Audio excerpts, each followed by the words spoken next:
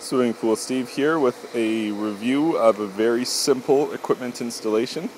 Let's take a look here. So we got our suction line, old school poly barbed connection. I can see based upon the flare to this pipe they heated it, which is great. I like to heat this poly pipe with a heat gun or a torch before I tighten the clamps down to make sure I get a really good seal on it. Looks like that's what this guy did, so that's good. What is this? This is some sort of rubber compound or something that somebody's put on after the fact. I've actually not seen something like it before. It almost looks like a tape, but it feels like a urethane. Either way, I mean, you shouldn't need that. If everything's been done correctly, you shouldn't need to add anything over top, because seldom will that fix anything with prime and glue PVC connections. So we've got this nice long straight run, but then a ball valve right in front of the pump. That ball valve should be here, and then you should have a nice long straight run into that pump. This pump here is nice and new.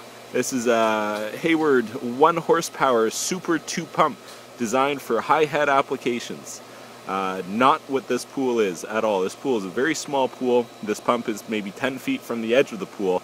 There's no reason whatsoever to have a high head application pump here. This is just a standard application where somebody who didn't know any better knows about a super pump. They've heard of that, so they figure a Super 2 must be twice as good, right?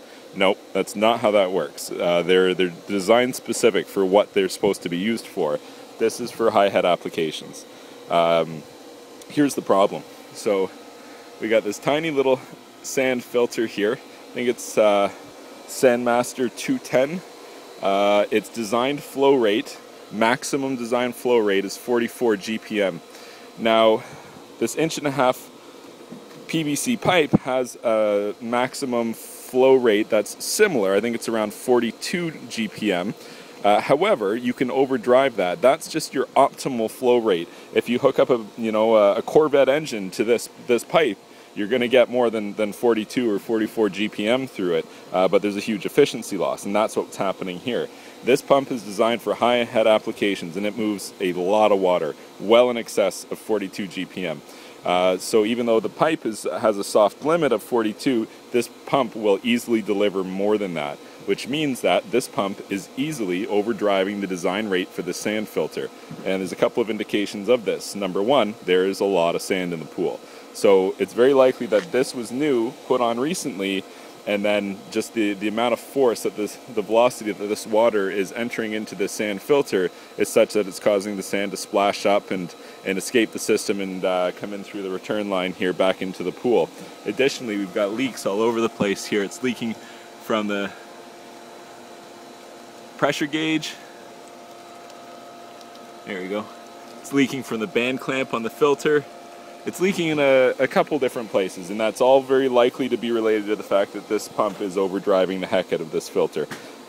Super 2 pumps really are better to be matched with cartridge filters than with sand filters. Also, they're ideally to be used for high head applications, not applications where you have a small pool and this equipment is sitting at grade 10 feet away from the pool.